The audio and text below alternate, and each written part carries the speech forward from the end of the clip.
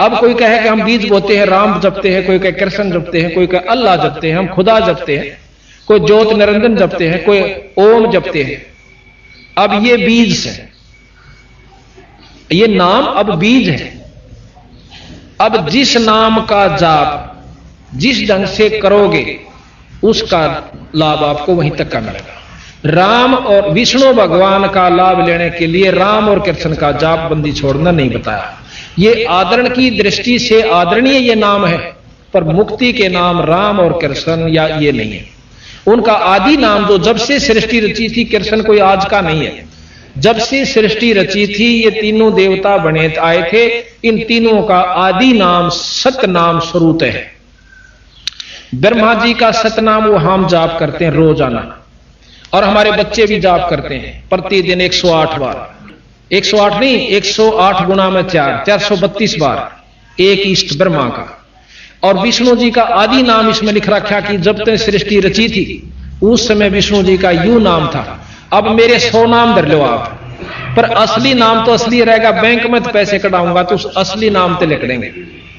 और कितनी स्तुति करें जाओ मेरी, या मैं भी करें जाऊं अपने नाम की प्रधानता, पर नाम असली एक कैसे सतनाम बोल रहे हैं उसमें, वो सतनाम को आवाज है।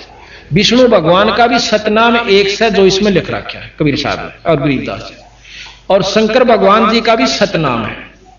जब से ये आए थे जिस नाम के ये वश है, ये लाभ देते हैं। वश क्या चीज होती है कि एक मंत्र होता है, आम नाम तो नहीं लाभ मिलता। जैसे एक मंत्र होता है कि सांप को यहां बैठा गारडू बुला सकता उस मंत्र के पढ़ देने से, और से उस नाग की कितनी स्तुति कर लो सांप की, तू कोबरा से, तू फणधारी से, तेरी मोटी मोटी आंख से, तू लंबी पूंछ डाला से, कितने गीत गा लो वो सांप नहीं आवेगा। और वो मंत्र बोल जो कति स्तुति ना करो, वो वश है उसके, वो टुड़क टुड़क वहीं आ जाएगा। इसका प्रमाण है, एक बार कहते हैं युधिष्ठिर राजा परीक्षित जब शरीर छोड़ गया सांप के डस जाने से, उसकी पुत्र जन्मेजय ने एक अश्व में एक यज्ञ करवाया। किस प्रकार का कि उस यज्ञ में ये सब सर्प नष्ट हो जाने चाहिए, इस सब सर्प नष्ट हो जाने चाहिए जिसने मेरे पिता को डसा, वो तक्षक तक भी। अब बड़े बड़े पंडित विद्वान आए, वो कहने लगे हमारे पास ऐसे मंत्र हैं, हम यहां बैठे और जितने भी सांप पृथ्वी के सबको इसमें हवन कर सकते हैं। जन्मेजय इतना बदले की भावना थी कि सबको नष्ट कर दो, सर्प जाति नहीं रहे। हवन शुरू हुआ, हवन कुंड के वो मंत्र बोले गए।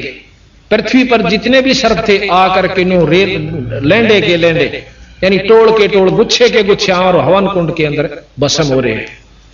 जन्मेजय प्रसन्न होता है, लेकिन जब कहने लगे जी पृथ्वी पर कोई सर्प नहीं रहा, जो सारे इसमें भस्म हो चुके हैं, तो तक्षक फिर भी नहीं आया जिसने उसका पिता डसा था। कहने लगा वो कहां है? एक विद्वान ने ध्यान लगा, यहां से समाधि लगाकर बता दिया कि उसने इंद्र के पास शरण ले रखी है। अब हम तो थोड़ी सी बात आड़े तीनों बता देना, तेरा मकान का मुंह नौन से हमने कहा कि वो ले यू तो पूर्ण संत है। और गरीबदास महाराज कबीर साहब उनको भी फेल करते हैं कि जो यहां बैठे ने बता दिया कि इंद्र लोक में क्या हो रहा, विष्णु लोक में। ये जानकारी होने से क्या आत्म कल्याण हो जाएगा? तो फिर क्या हुआ, उसने बताया कि जो तक्षक है उसने इंद्र जी के पास शरण ले रखी है। नो बोला उसने भी बुला दे, कोई सा मंत्र पढ़े, यहां से मेरे पे कितना पैसे ले लो, और वो तक्षक यहां जाना चाहिए। एक पंडित बहुत विद्वान और साधक था, ने बोला जी मैं बुला दूंगा। उसने मंत्र पढ़ने शुरू किए तो वो तक्षक जो था वहां से खिसकना शुरू हुआ। उसने जाके इंद्र से प्रार्थना की कि मैं तो खिंचा जा रहा हूं, मेरी रक्षा करो। ने बोला मेरे सिंहासन के लिपट जा। इंद्र के सिंहासन के लिपट गया। फिर वो उसका मंत्र फेल हो गया। ने बोला जी भाई अब उसने शरण ले ली जी, कति इंद्र सिंह इंद्रासन के नीचे लपटा हुआ है। ने बोला भाई सा विद्वान है जो इंद्रासन समेत यहां ला दे। ने बोला मेरे पास एक और खड़ा हुआ है। ने बोला जी मेरे दो पढ़ देता हूं भी, और किम में ले लिए इसका। कहते हैं उसने वो मंत्र शुरू किया और इंद्रासन उठना शुरू हुआ। इंद्र ने आवाज लगाई, अर्ज करी भगवान विष्णु से कि मेरे राज को बचाओ, आपने दिया हुआ राज आज मेरा नष्ट हो रहा है, न्यू हो रहा है। तो फिर विष्णु भगवान ने एक ऋषि, उसका नाम मैं भूल गया, वो भेजा कि उसको समझा दे, भाई देखी तेरा बदला बतेरा हो लिया, ईब तो माफ कर दे। उस ऋषि ने आकर समझाया भाई विष्णु भगवान का संदेशा है, और इसको करना तो बंद कर दे, तने लाखों मार दिए एक ना है तो कोई बात नहीं, और उसको तो नहीं मत मार, और इतने इतने पाप करवाना किधर के ले जाएगा तू सिर पे। तो कहने से वो मान जाता है और तक्षक की जान बच जाती है।